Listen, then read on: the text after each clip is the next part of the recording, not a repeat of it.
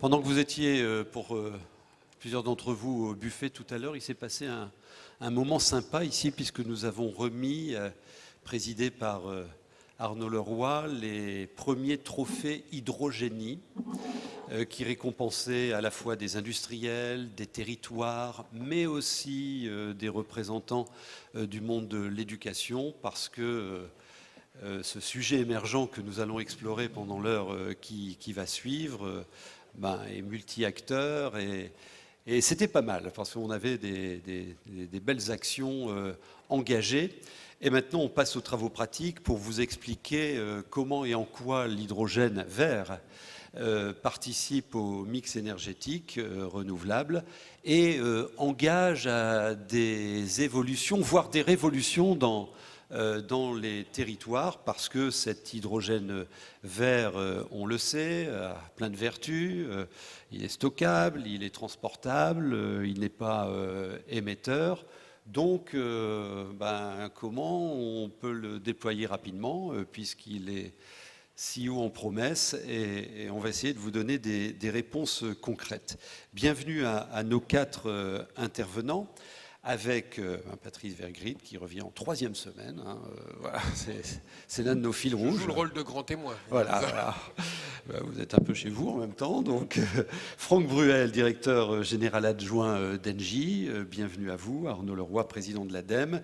Et Philippe Vasseur, président de REV 3. Pour nos invités extérieurs à cette région et même de France, on vous expliquera ce programme, cette dynamique, cette démarche de 3e révolution industrielle sur cette région des Hauts-de-France. Vous le ferez évidemment, Philippe Vasseur. On va tout d'abord vous interroger. Interrogation écrite. Vous prenez vos smartphones ?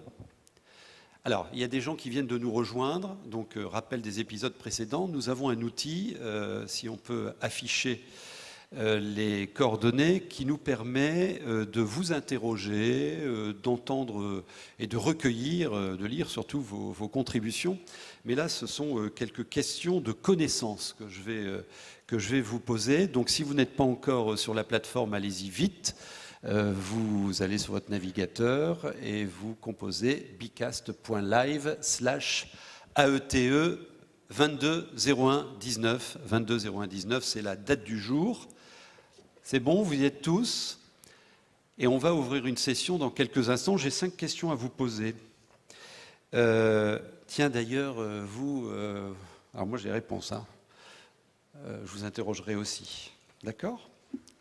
J'aime bien. Vous êtes prêts? On va vous lancer une première question qui va arriver à l'écran, si Kevin peut l'envoyer. Alors, non, c'est pas cette session-là. Ça, c'est pour plus tard. Il s'est trompé, là. Alors, on est dans les énergies renouvelables, mais c'est un autre rendez-vous qu'on aura d'ailleurs avec vous aussi, Philippe Vasseur, en dernière partie de journée. C'est pas cette session-là. Allô? Kevin? Ouais, Kevin, il est là derrière. Voilà, il ne peut pas répondre, il peut agir. Vous me mettez la session sur l'hydrogène. Alors, je vais vous donner la première question. Si vous trouvez... Ah, voilà. Il faut suivre, les amis. On parle d'hydrogène. La première question qu'on vous pose, mesdames, messieurs, où s'est déroulée l'inauguration de la plus importante flotte utilitaire hydrogène et la première station multicarburant alternatif en France? Allez, je vous donne 10 secondes. Donc, vous voyez, vos réponses se précisent à l'écran. Alors, tout ça est anonyme. Voilà, ça ne sera pas retenu contre vous. Allez, je vous donne encore 5 secondes. 3. Donc, vous avez le choix entre Paris, Lyon, Bordeaux, Rungis. 2. 1. C'est terminé. Vous dites donc à 66% Rungis. La bonne réponse, Monsieur Bruel? Bravo, c'est Rungis. 2 tiers d'entre vous sont à la page. On continue. Question numéro 2. Qu'est-ce que l'ithane?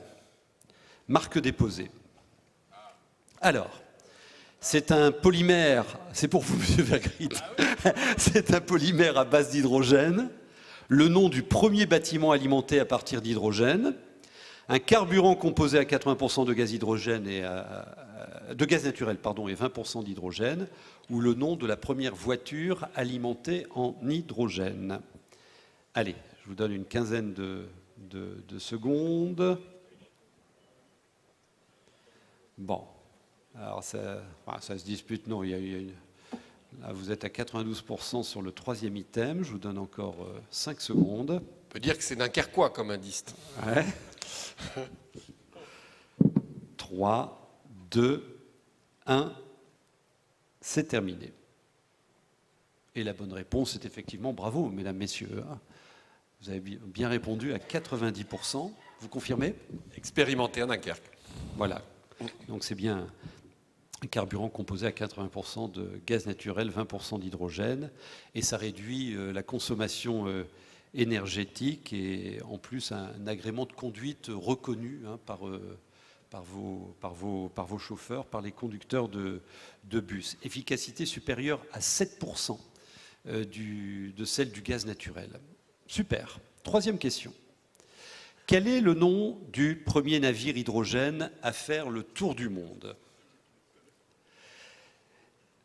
Energy Observer, Solar Impulse, The Sustainable ou The Calypso? Alors, elles sont trop fasses, hein, vos questions, NJ. Non, parce que c'est M. Bruel qui nous a amené les questions. Hein. Donc, voilà.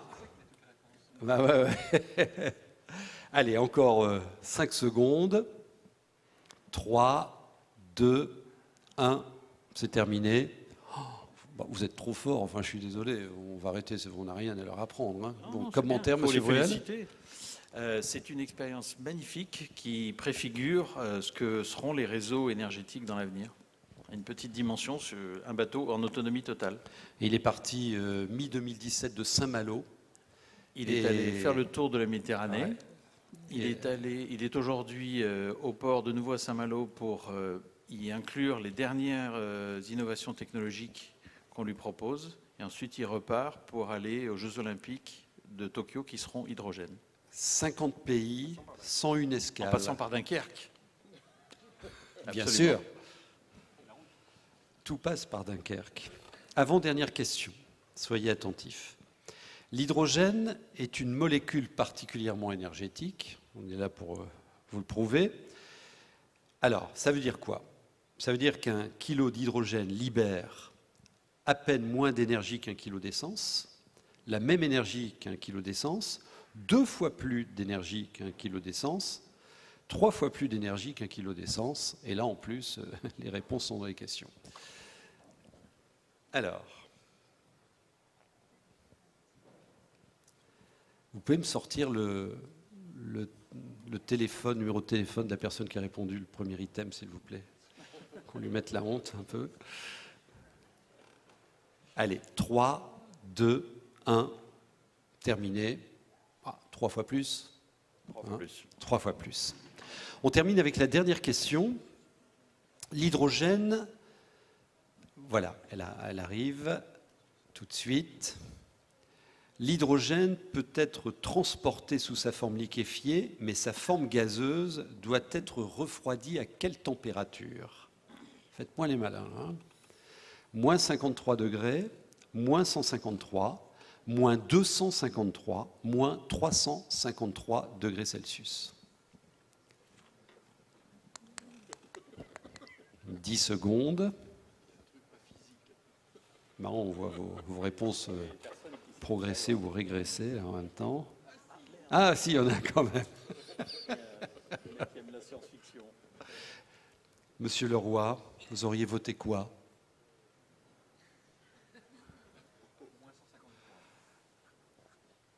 Bon, perdu. Oui. On termine. La réponse est effectivement, vous avez bien répondu à peu près 57%, moins 253 degrés Celsius. Bon, ben merci et bravo. Vous êtes déjà au fait de ce sujet. Alors maintenant, on va rentrer dans le vif du sujet. Ce que je vous propose, c'est, avec Arnaud Leroy, dans un premier temps, bon, parce il faut partir de là, on a un plan hydrogène, on va en rappeler les grandes lignes, essayer d'être précis aussi sur les opportunités économiques, et après, on va bien comprendre les enjeux et les vertus de ce gaz avec vous, et on ira sur les territoires, les Hauts-de-France et Dunkerque pour voir comment vous appropriez cette dynamique et comment vous la déployez. Quelles sont les grandes lignes de ce plan hydrogène? Donc, pour revenir un petit peu d'histoire très récente, plus que contemporaine, donc il y a un plan hydrogène qui a été annoncé par Nicolas Hulot lorsqu'il était encore ministre, repris depuis par François de Rugy, qui consiste en 3 actions un peu concrètes et aussi une ambition qui est quand même d'enfin doter la France d'un minimum de stratégie concernant l'hydrogène. Donc là, on avance plutôt bien. C'est un peu aussi ce plan, une reconnaissance officielle du potentiel hydrogène. On en parle depuis assez longtemps, voire très longtemps. Là, ça se matérialise. Voilà, il y avait déjà eu, notamment de par l'action de l'ADEME en 2016, donc avant ce plan, des opérations. Donc c'est un sujet que l'ADEME suit depuis une quinzaine d'années, l'hydrogène, des thèses, des projets de recherche et développement, plus des IA. Notamment, on parlait tout à l'heure de Power to Gas, et on a d'ailleurs fait des inaugurations récemment ici entre Engie, Dunkerque et nous-mêmes, pour qu'on puisse trouver des solutions, en tout cas tester des choses. Donc voilà, ce plan hydrogène, 3 volets, un volet mobilité, donc large, la question de la mobilité. On parle beaucoup de bus, on a aussi des expériences de vélo qui fonctionnent bien, des expériences de bateaux dont on a parlé ce matin, de semi-remorques, en tout cas de remorques aujourd'hui, et demain peut-être de tracteurs. Donc voilà, on voit très bien que cette question de la mobilité, sur l'ensemble des typologies de systèmes disponibles, de transport de surface en tout cas, on est en capacité d'avoir des solutions sur la base de l'hydrogène. Donc ça, c'est un élément très important. Confort de conduite, en tout cas pour les retours, autonomie prolongée. Donc on voit très bien que c'est quelque chose qui est plutôt appétissant. Avec 2 marques déjà qui proposent des véhicules hydrogène, non françaises ces marques, mais en tout cas qui sont assez intéressantes dans leur matière, dans leur manière de faire, notamment Toyota pour ne pas la citer, mais bon, qui a quand même une connotation régionale, Toyota ici, importante sur le véhicule hydrogène, tout mis en open source. Donc tous les brevets liés à la techno sont justement à disposition des concurrents ou d'autres pour justement aller plus vite. Et ça, c'est quelque chose qu'il faut, je pense, saluer et qui est un élément intéressant. Deuxième partie du plan hydrogène, le plan industrie, donc hydrogène industriel, hydrogène vert tout le temps. Hein. L'hydrogène est déjà utilisé dans pas mal de cas industriels. Par contre, c'est l'hydrogène carboné. L'idée, c'est d'en faire de l'hydrogène vert. Donc ça, c'est un challenge important, notamment en termes de coûts. Et voilà, donc là, en plus, on doit, vous savez, à la française, affronter différentes cultures et doctrines. Faut-il des grosses piles, comme on les attend chez certains, ou faire des choses un petit peu plus petites, et donc du coup participer à un aménagement du territoire un peu différent, notamment pour les piles à combustible. Voilà, donc ça c'est des vraies questions. Nous on est en contact aussi par exemple avec la SNCF qui s'interroge sur le train hydrogène, la capacité qu'ils ont aujourd'hui à la SNCF de par on va dire, des délaissés ferroviaires, nombreuses lignes où on a des espaces, des gares où on pourrait travailler sur des nœuds intermodaux, tout ça. Donc on a des questions comme ça à regarder. Donc ce plan hydrogène pour l'industrie va être lancé, en tout cas les appels d'offres, appels à manifestation d'intérêt, d'ici quelques mois, donc 2019, comme la 3e partie du plan, qui est basée sur les ZNI, donc zones non interconnectées. Et là, on doit piloter à la demande du ministre une mission entre l'ADEME et EDF SEI pour voir un petit peu le potentiel réel et quelle utilisation serait la plus pertinente dans ce type de territoire. Donc voilà où nous en sommes en termes de calendrier. La première salve du plan 1, on va dire du plan mobilité, a eu lieu récemment. Donc on vient de clôturer la première mouture de l'appel à projet. Et pour vous donner quelques chiffres quand même, parce qu'on a eu pas mal de retours, il y a 24 projets. Donc ça se terminé le 11 janvier, donc oui, c'est tout récent. On a fait ça spécifiquement pour les assises. Comme ça, on avait un truc à raconter. Moi, je plaisante, mais en tout cas, le calendrier est intéressant. Donc voilà, donc on a 24 projets. 24 projets. Et sur les premiers retours, en tout cas les premières lectures, on n'a pas encore vraiment regardé le fond. Mais en tout cas, ce que je vous disais tout à l'heure sur le large spectre de potentialités en termes de mobilité, on les retrouve. On avait encore des exemples ce matin. On sait aussi qu'on a STX qui a postulé, les chantiers de l'Atlantique, qui sont dorénavant revenus les chantiers de l'Atlantique. Voilà, donc des grandes communautés urbaines pour la question des bus, la question de la mobilité un petit peu plus active, donc vélo à assistance hydrogène, d'autres éléments. Donc on est sur l'ensemble de la panoplie et la question des transports de colis lourds. Donc il y a beaucoup de personnes qui sont attentifs sur les navires, sur la question du fluvial également. Donc voilà, donc on sera à même de vous présenter ça dans les prochains mois. D'accord. Et l'idée étant de sortir 2 nouvelles tranches d'appel à projet d'ici certainement une en 2019. Donc sur quel champ? Sur toujours le champ de la mobilité. Donc D'accord. là, pareil, on a construit là cette relation dès 2016 par rapport au territoire qu'on avait estampillé, territoire hydrogène. Donc il y a une continuité. Et là, l'idée, c'est aussi de générer des nouvelles vocations, parce que je pense qu'il y a pas mal de personnes qui sont intéressées. On le voit au niveau des collectivités locales. Patrice pourrait en dire un mot, mais on voit très bien qu'il y a beaucoup de régions. Vous voyez ce matin la région Aura, la région Bourgogne-Franche-Comté, l'Occitanie, l'Aquitaine. Donc on a beaucoup de régions qui sont attentives et qui vont proposer et pousser des projets. Qui peut me dire la place que ça peut prendre, les objectifs dans le mix énergétique national? Moi, j'ai pas de. Je vais donner la réponse, le micro à M. Bruel là-dessus, mais je pense qu'il y a surtout un élément important. On en parlait ce matin et le ministre a annoncé un nouveau tour de consultation sur la PPE. Oui. Moi, il me paraît important, et c'est pour ça que je ne me risquerai pas à donner un chiffre, que l'hydrogène y figure déjà. Parce que par rapport à bon nombre d'autres types d'énergie, là, on n'est plus dans l'innovation. On a déjà beaucoup de produits sur étagère. On a financé, nous, pas mal d'éléments avec les IA, et je pense que ça doit se retrouver, parce que la PPE a une date limite de 2028, donc c'est assez récent.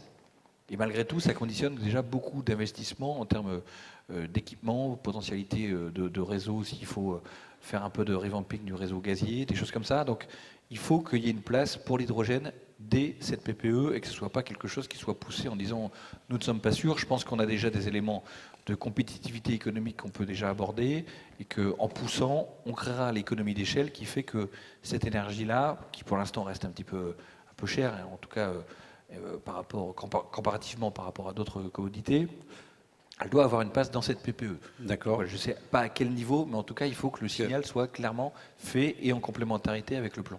L'hydrogène doit être dans la PPE, sachant que François de Rugy nous a annoncé ce matin que ça allait très vite rentrer dans le circuit réglementaire. À ce premier tour-là, on peut mettre déjà un pied dans la porte là, de la PPE. C'est votre souhait, en tout cas? C'est votre souhait. Alors, moi, je pense que c'est essentiel, c'est vital. D'abord, la France n'est pas complètement en retard, mais pas en avance. Il y a un certain nombre de pays développés, structurés, qui se sont lancés là-dedans de façon plus dynamique que la France. genre Le Japon.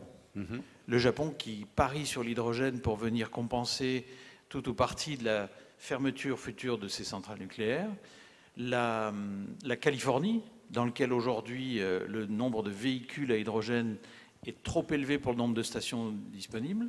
Ça va vite. Et les Chinois qui comptent les véhicules lourds en centaines, à la fois en bus et en petits porteurs, parce que c'est l'avenir. Donc la France a besoin de s'engager là-dedans. Nous, on collabore avec les territoires encore beaucoup avec l'ADEME là-dessus, parce qu'il faut arriver à porter ces projets-là. D'accord. Le sujet qui se présente aujourd'hui en France en termes de réglementation, c'est d'arriver à faire de l'hydrogène un gaz normal, et non pas uniquement un gaz industriel.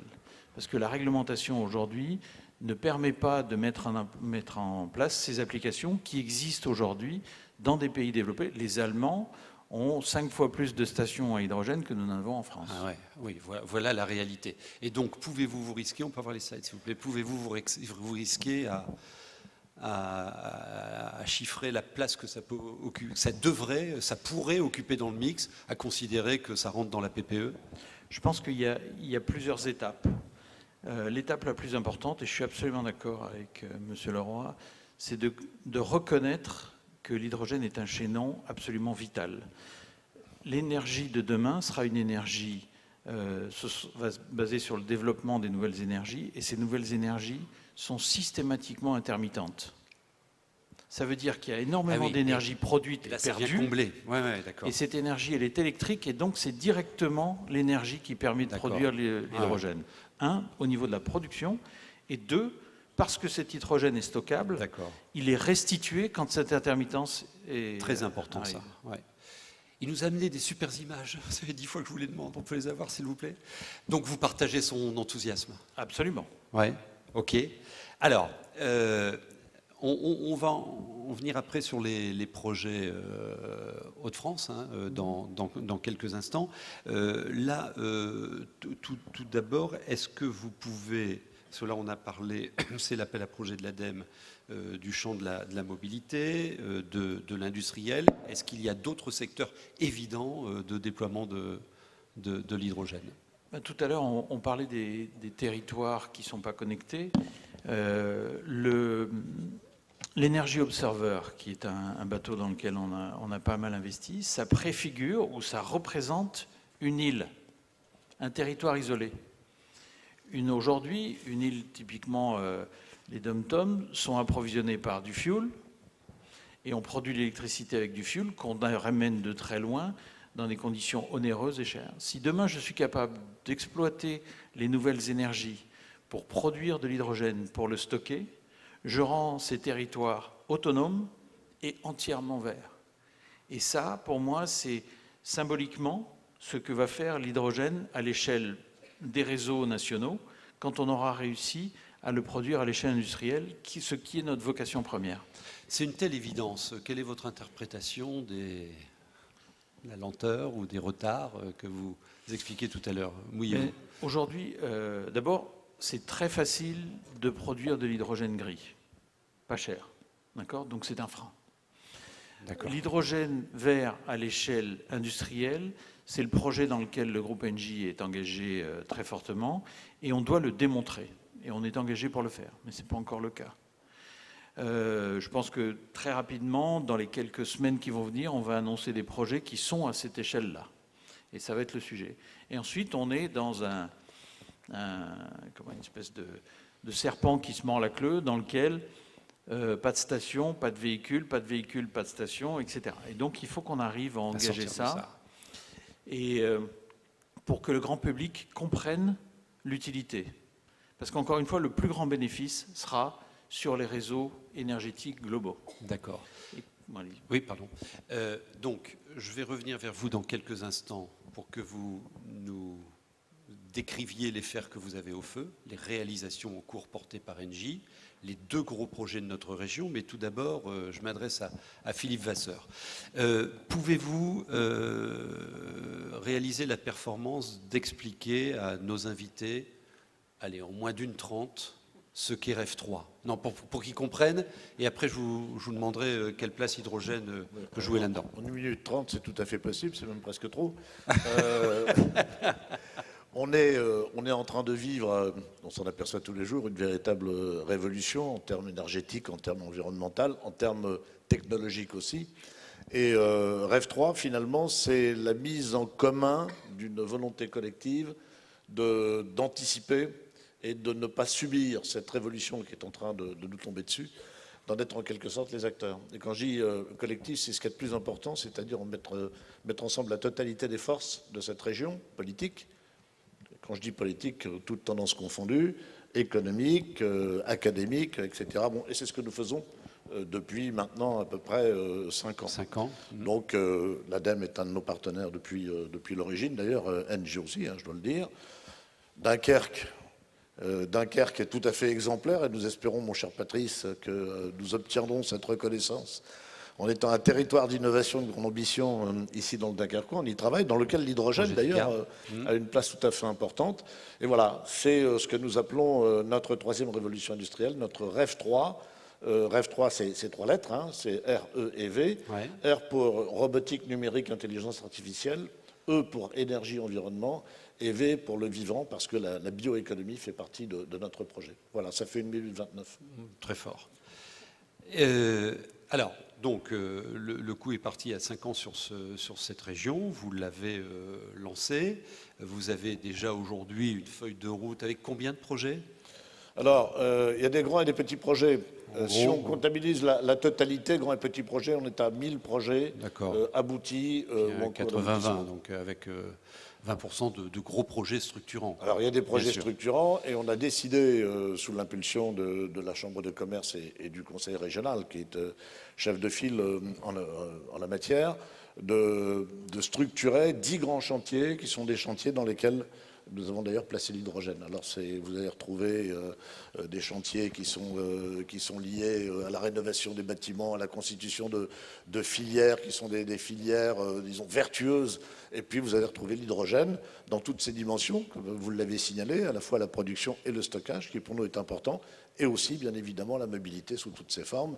On a d'ailleurs des projets de bus à hydrogène dans la région qui sont en cours. Non. Ben oui, mais il n'y a pas que Dunkerque dans la vie. Il y en a un notamment qui est dans le bassin minier entre Avion et Houdain, où il y a 6 bus à hydrogène. Voilà, et puis, il y en a d'autres. Bon, je ne parle pas que de Dunkerque, puisque Dunkerque a dès le départ un grand projet, qui était le projet GRID, qui s'est positionné sur l'hydrogène. Et sans dévoiler de grands secrets, on peut dire qu'il y a encore aujourd'hui des projets importants qui pourraient aboutir dans le courant de l'année 2019 sur l'hydrogène, sur la production d'hydrogène cette fois-ci. Ce sujet est intéressant parce que avec le millier de projets que vous animez... Mais ils ne concernent pas tous l'hydrogène. Hein. Non, non, évidemment. Il y en a 10, une dizaine qui concernent l'hydrogène. Mais non, ce que je veux dire, c'est que je repense à la signification de vos 3 lettres de REV 3. C'est bien le chaînon manquant que plaidait M. Bruel tout à l'heure, parce que c'est énergie renouvelable, plus stockage, plus réseau intelligent, et là, super hydrogène arrive.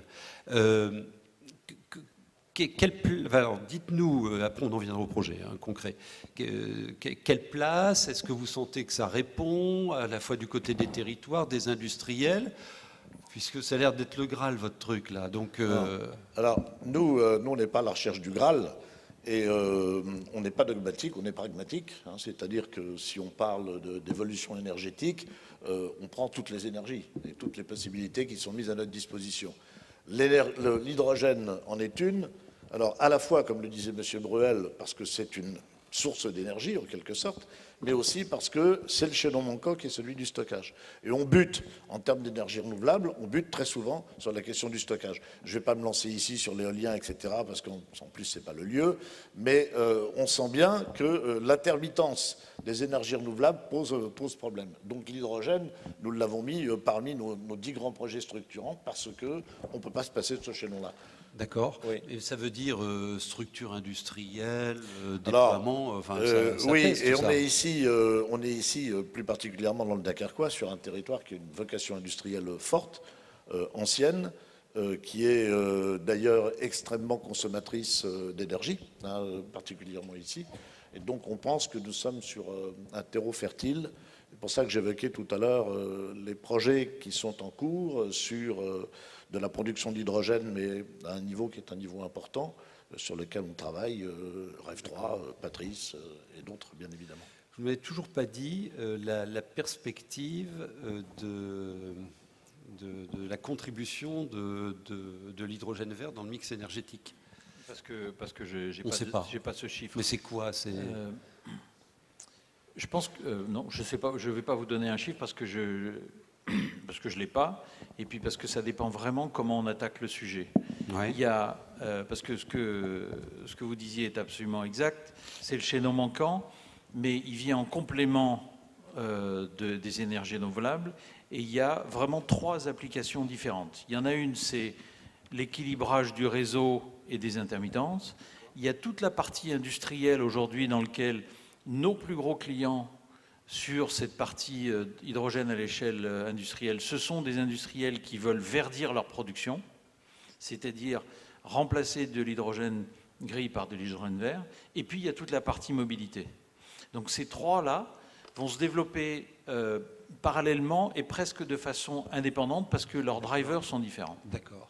Alors, quels sont les fers que vous avez au feu, et notamment sur cette région? Alors sur la région, on a beaucoup travaillé avec la ville de Dunkerque. On a évoqué tout à l'heure le projet GRID. Donc, utiliser de l'hydrogène pour verdir le gaz qu'il y a dans nos réseaux. Utiliser l'hydrogène pour permettre des solutions de mobilité sur de la mobilité intensive. On a parlé de bus, on peut parler de logistique. Amazon, Walmart ont des milliers de chariots élévateurs qui fonctionnent à l'hydrogène. Et puis, on travaille aujourd'hui sur des géographies propices, c'est-à-dire là où les énergies renouvelables sont les plus efficaces pour produire de l'hydrogène à l'échelle industrielle, vert et pas cher. Patrice Vergrit, comment vous abordez ce chaînon manquant qui doit être bien utile sur un terrain de jeu industriel multifacette comme le vôtre? Le Dunkerquois est évidemment bien placé pour être au cœur de la filière hydrogène. Ça a été dit à de nombreuses reprises. Le projet GRID, ça a été largement évoqué, cette idée d'injection d'hydrogène dans le gaz. Mais on peut le dire aussi sur le stockage de l'énergie. On a un projet d'éolien offshore ici de 500 MW. C'est de l'énergie intermittente. On a des projets solaires également sur le territoire dunkerquois. Et oui, il n'y a pas que dans le sud. On a aussi des projets solaires sur le territoire dunkerquois. Ça fait de l'énergie intermittente. Donc ça pose la question du stockage et la production d'hydrogène qui va avec. Donc on est complètement dans le cœur du sujet.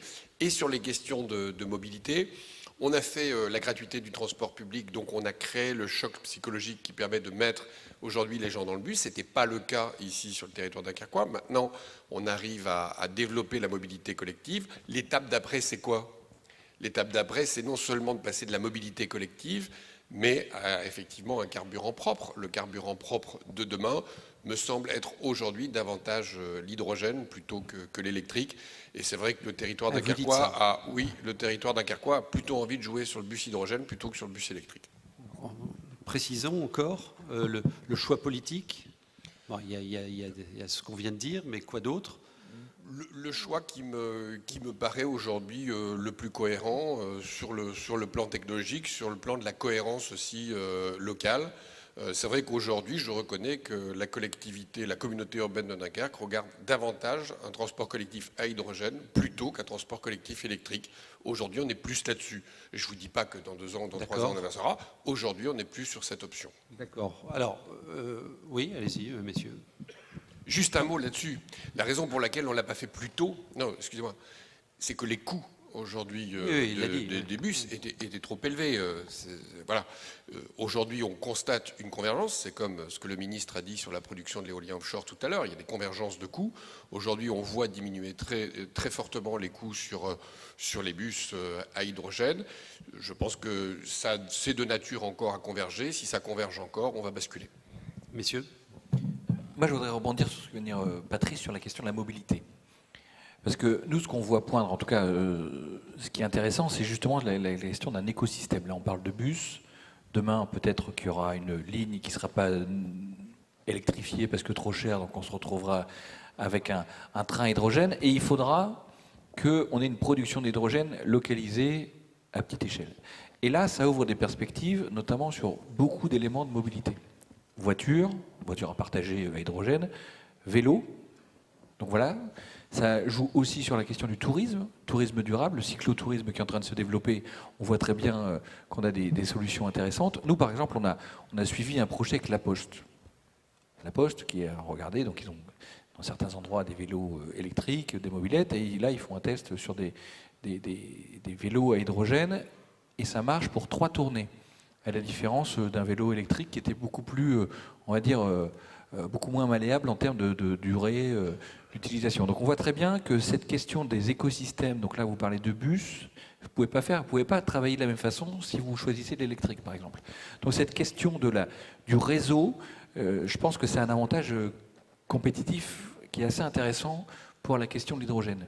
Et ça va nous permettre, en tout cas, nous, de regarder un petit peu le déploiement des bornes, peut-être des bornes un peu différenciées selon les types de mobilité, mais Ça, c'est quelque chose, en tout cas, moi, quand je discute, par exemple, avec la SNCF Réseau, qui est maintenant en charge des gares et des connexions, c'est un élément que moi, je veux confronter à leur vision du transport collectif demain. Parce que je crois que là, il y a quelque chose, et c'est très rapide, hein, ça va être quelque chose qui va s'embarquer assez rapidement. En tout cas, j'en suis assez convaincu. Et là-dessus, on rejoint dans les deux la nécessité de s'adapter à la réalité des territoires. Avoir une ville qui a effectivement des fondamentaux qui sont très propices, un leadership qui est ouvert à cette innovation, qui est capable de s'intégrer dans la réflexion et de construire un projet. Et là, on rejoint des acteurs comme l'ADEME et comme un certain nombre de parties prenantes qui se rejoignent pour faire un projet complet. Alors, et il faut que ce projet soit, c'est très important, il faut que ce projet soit équilibré économiquement. C'est-à-dire que c'est pour ça qu'il faut qu'on avance petit à petit, qu'on soit en concertation avec l'ADEME, le gouvernement, les territoires, pour arriver à trouver quelque chose qui vive. Parce que sinon, la transition énergétique ne vivra que si elle est rentable, si elle est équilibrée économiquement. Sinon, on fait des choses qui vont dans le mur. Très important ce que vous dites. Et Philippe Vasseur, dans les 8 prix qu'on a remis ce midi, il y en a un qui est allé au syndicat mixte Artois-Gohel, puisque Engie, vous êtes sur un contrat de construction, exploitation d'une station sur place qui va faire fonctionner 6-8 bus, je crois. 6 bus. C'est une première alors dans la région. Pardon ? Des bus Made in France, première dans cette région et une des premières aussi au niveau national. Très important ce que M. Bruel vient de dire, parce qu'il y a une notion, alors c'est votre job ça, une notion de filière et d'intérêt partagé des différents acteurs, autrement ça ne le fera pas, quoi. Et ça restera un chaînon manquant. Il y a une notion de filière, il y a une notion de territoire. Et de territoire. Je vois, c'est assez intéressant d'ailleurs ce qui se passe, parce que quand on a travaillé il y a déjà 5 ans maintenant, où on pensait qu'à l'intérieur d'un territoire on pouvait créer les synergies qui permettaient de franchir une étape. Certains nous regardaient avec scepticisme, mais j'ai entendu avec intérêt et avec plaisir le ministre ce matin dire que la transition énergétique, elle se ferait par les territoires, sinon elle ne se ferait pas. Bon. Oui. Et aujourd'hui, je crois que c'est quelque chose qui est tout à fait reconnu. On doit faciliter la vie des territoires, a-t-il dit. Oui, et en plus, sur un territoire, vous arrivez précisément à créer ces complémentarités, vous arrivez à créer cette communauté d'intérêts que vous n'arriverez peut-être pas à faire partager de la même façon sur des ensembles qui sont beaucoup plus vastes. Moi, je crois infiniment à la notion de territoire. Ce qui est intéressant d'ailleurs de voir, c'est qu'on peut travailler sur un territoire comme celui de la région des Hauts-de-France, sur différentes thématiques, et qu'on verra bien émerger à un moment ou à un autre, disons, un leadership territorial sur l'hydrogène, par exemple, par rapport à un autre. Et puis on verra bien. Après tout, moi, je suis pas contre la compétition. Il peut y avoir différents types d'énergie qui se développent parallèlement. Et puis, bon, je vais dire que le meilleur gagne, oui. Et alors, puisque c'est une question de territoire, est-ce qu'il doit y avoir une structure régionale pour porter ces investissements ? Je pense de toute façon, attendez, on n'est pas dans un puzzle avec des confettis où chacun travaille dans son coin. Au contraire, je pense qu'on s'enrichit les uns des autres. Nous, on n'est pas sur une notion de fermeture du territoire en disant les Hauts-de-France aujourd'hui vont vivre en autarcie. On n'est pas du tout dans cette logique-là. On pense simplement qu'il y a des dimensions à l'intérieur desquelles on peut plus facilement développer et mettre en œuvre des projets. Je crois, vous savez. Malheureusement, je commence à avoir quelques décennies de vol. J'ai vu se succéder des plans, des rentes en plan au niveau national, etc., dont on voit quelquefois que les résultats ne sont pas tout à fait au rendez-vous. Je pourrais vous en énumérer un certain nombre, mais je crois qu'en 1 minute 30, je n'y arriverai pas. Je crois que quand on est en proximité, en état de proximité, en état, j'entendais ce que disait Patrice tout à l'heure dans le débat précédent, bon, on se connaît, on se voit, les résultats sont visibles et sont tangibles, et je pense que ça permet d'avancer. Et puis en plus de ça, se créent des émulations.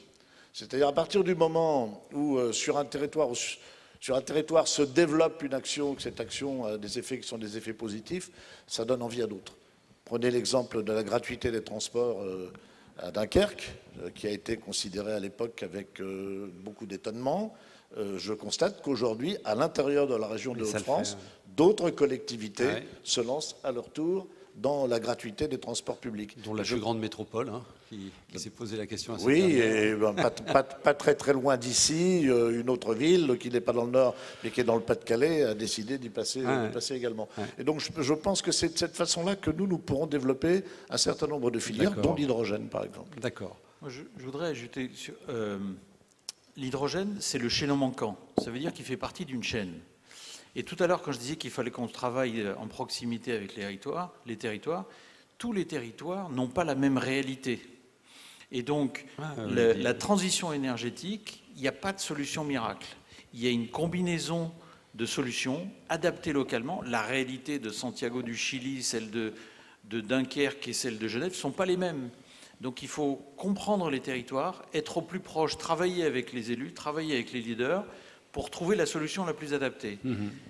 Et c'est pour ça que je ne répondais pas. L'hydrogène a une place dans toutes les solutions, mais elle ne sera pas la même.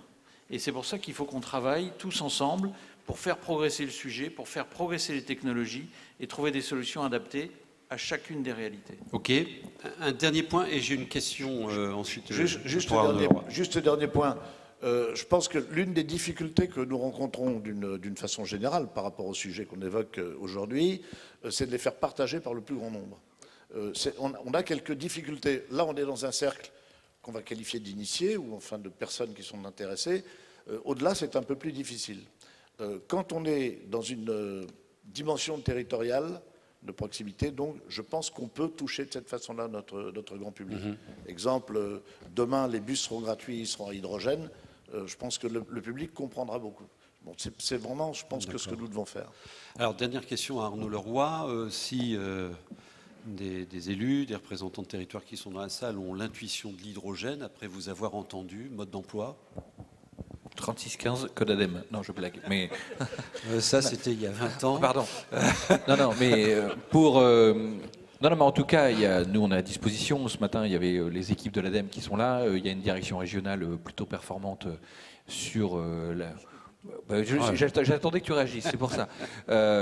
Sur la région. Donc voilà, en tout cas, les portes sont ouvertes chez nous pour qu'on puisse essayer de répondre. Maintenant, il faut aussi qu'on arrive à trouver le moyen. En tout cas, c'est important ce que disait M. Bourriel sur la question de la rentabilité économique. Ça, je pense que c'est un sujet qu'on change aussi de conception par rapport à la distribution de l'énergie dans notre pays. Parce qu'on reste malgré tout... là, on voit très bien, on parle d'écosystèmes régionaux, territoriaux. On voit qu'on n'est pas toujours là en termes de réflexion sur la politique. On touche là, c'est vraiment le stade ultime de la décentralisation énergétique. Là. Donc voilà, il faut aussi qu'on assume ça, qu'on donne les moyens aux collectivités d'aller au bout, qu'on mette une petite colonne aussi sur le droit à l'expérimentation. On en a souvent parlé avec Philippe Vasseur. Je pense que c'est un sujet sur lequel on sera amené à retravailler avec Engie, parce qu'on va se retrouver face à des problématiques réglementaires, de coexistence parfois d'équipements par rapport à d'autres. Est-ce que ça sera du Céveso? Voilà, il y a ces questions-là. Il faudra qu'on regarde ça. Si on parle par exemple de l'hydrogène en milieu urbain, parce qu'on demain on aura certainement une pile à combustible tout près d'une gare, donc dans du milieu urbain. Voilà, qu'est-ce que ça veut dire en termes de sécurité? C'est des éléments qui ne sont pas anodins quand on regarde les caractéristiques physiques de l'hydrogène. Donc voilà, ça c'est des éléments sur lesquels nous on est aussi attentifs, parce que je l'ai connu moi dans une autre vie. Si vous voulez tuer certaines bonnes innovations, vous adressez pas ces questions-là, et à un moment donné vous vous retrouvez face au précipice. On a dépensé beaucoup d'argent dans la recherche et développement, mais il y a toujours ces freins. Donc c'est important qu'on aborde la question du droit à l'expérimentation et du droit à la dérogation dans le cadre de l'hydrogène également. Alors cette région des Hauts-de-France souhaite être aussi une région hydrogène, et on va assister à la signature d'un engagement entre cette région et un consortium qui promeut le développement de l'hydrogène sur les territoires. Ça va se passer là-bas, et en votre présence, je vais appeler Frédéric Nious, qui est conseiller régional de la région Hauts-de-France, et Bart Bibeuk, qui est le directeur exécutif, on va les signer là-bas, de Fuel Cell and Hydrogen Joint Undertaking, qui est le qui est une organisation européenne à Bruxelles et qui vise justement à soutenir les activités de recherche, de développement technologique et de démonstration, hein, développer des démonstrateurs un peu partout en Europe. Et on a le grand plaisir d'être les témoins de cette signature. Alors avant de signer quand même, l'un et l'autre, vous allez nous dire 2 mots, les missions de votre organisation et votre engagement, Monsieur Nious, des Hauts-de-France. On commence avec vous, monsieur. L'FCGU, le but c'est vraiment c'est une public-private partnership entre la Commission européenne et les partenaires privés, l'industrie et la firme de recherche. Et en effet, on donne de l'argent pour faire des recherches dans le domaine des piles à combustible et de l'hydrogène. Et pour l'instant, on a presque 250 projets en Europe. 250 projets que vous surveillez, que vous chérissez et qui doivent... Vous êtes aussi un peu un accélérateur quoi, pour que ça se développe vite. Absolument. Vous avez été à l'écoute de ce qu'ont dit nos spécialistes. À l'échelle de l'Europe, comment voyez-vous ce chaînon manquant répondre au mix énergétique? Quelles sont les perspectives de développement? Vous avez des perspectives à nous donner? Oui, en effet, on vient de finir une étude qu'on a fait, c'est le Hydrogen Roadmap pour l'Europe. Et dans ce mix énergétique, on voit que l'hydrogène va jouer quand même un rôle très important. Environ 24% du mix va être de... Je l'ai, mon chiffre. Oui, vous avez votre chiffre. Je l'ai. Ouais. 24%. Derrière, M. Bruel dit il manque la date. On va publier la date dans un mois, environ. Mais dans un mois, on sait où on va et quand on y va. Monsieur Nious, votre engagement? L'engagement de la région, comme vous le savez, au travers du mix énergétique qu'on a voté en juin 2018, l'année dernière, il fait débat, hein, on l'a entendu ce matin sur certaines déclarations, mais on ne fait pas de fixation, pas de lubie. On choisit pas d'éoliennes comme ça a été dit, mais du coup on part sur d'autres énergies renouvelables qu'on veut vraiment booster et l'hydrogène en fait partie. On veut vraiment être une région d'excellence sur le sujet, une région en avance. Philippe Vasseur l'a rappelé tout à l'heure au travers des actions et des missions qui sont menées avec la mission REF3, avec nos partenaires aussi, l'ADEME, qui ne sont pas plutôt bons, mais qui sont excellents ici dans la région et on fait du très bon travail. On fait du très bon travail avec eux et c'est pour ça que d'ailleurs au travers de dispositifs qu'on a, type le Fratri, on va se mobiliser nos politiques de droit commun, mobiliser nos dispositifs, nos SEM Énergie, notre Fratri pour vraiment booster cette filière sur laquelle on mise beaucoup, que ce soit pour la rénovation des logements, que ce soit pour le transport, on peut penser au ferroviaire. Il y a des tas de pistes qui s'offrent là-dessus et vraiment, on veut s'engager tous de façon partenariale pour faire de cette région une région d'excellence et une région hydrogène. Je m'adresse aux co-organisateurs des assises. Ce serait donc intéressant, bon là, on l'avait effleuré l'année dernière avec le témoignage de la région Rhône-Alpes-Auvergne. Là, vraiment, il y a une dynamique qui part. Donc les prochaines assises auront à compter les points des avancées. J'espère bien, mais c'est ce qu'on fait depuis 20 ans. Hein. Vous savez, chaque année, les sujet, assises... là. Non, mais les assises montent à chaque fois des éléments d'innovation et on se retrouve à chaque fois un an après. C'est d'ailleurs ce qui est bien dans ces assises, c'est cette répétition année après année qui montre la progression. J'ai discuté avec l'un des créateurs des assises. Il est là, il est au premier rang, c'est Daniel Allot. Voilà, il m'écoute pas. Voilà, Daniel, voilà, il me disait justement en aparté, c'est l'un des fondateurs des assises qui est là et il vient. Et je pense que ça montre aussi le chemin parcouru depuis 20 ans. Et voilà, et année après année, on fait le bilan. L'année prochaine, ce sera l'hydrogène. Mais puis dans 3 ou 4 ans, il y aura d'autres choses nouvelles. C'est ça qui est bien. Vous allez signer, messieurs, et les parrains vont se mettre derrière. Allez-y pour la photo. Vous êtes de quel journal, monsieur? Je suis du journal ADEME.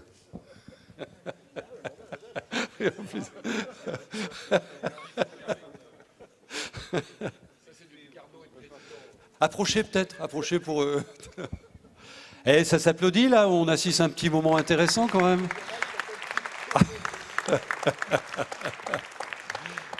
Voilà. Oh bah dis donc, Ça mitraille, hein.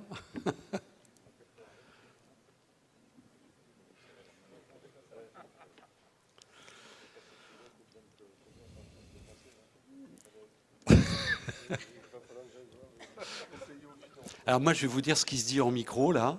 Parce qu'elle...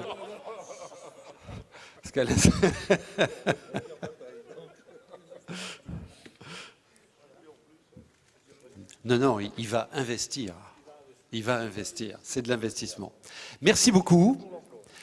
Bon, vive l'hydrogène, c'est ça qu'on dit? Bonne chance à l'hydrogène, le chaînon manquant. C'est clair. L'hydrogène vert, bien évidemment. Merci beaucoup. Merci pour vos interventions. Alors, petite pause de 2-3 minutes. Et ensuite, ce sera notre dernier rendez-vous dans cette salle. On se posera la question de comment appuyer sur l'accélérateur pour développer les ENR. Ça se développe, mais là, il y a des paliers à franchir. On fait comment, on va où? Réponse dans 3 minutes avec ma fille Vasseur. Je vais le garder d'ailleurs pour ce dernier rendez-vous. 3 minutes, à tout de suite.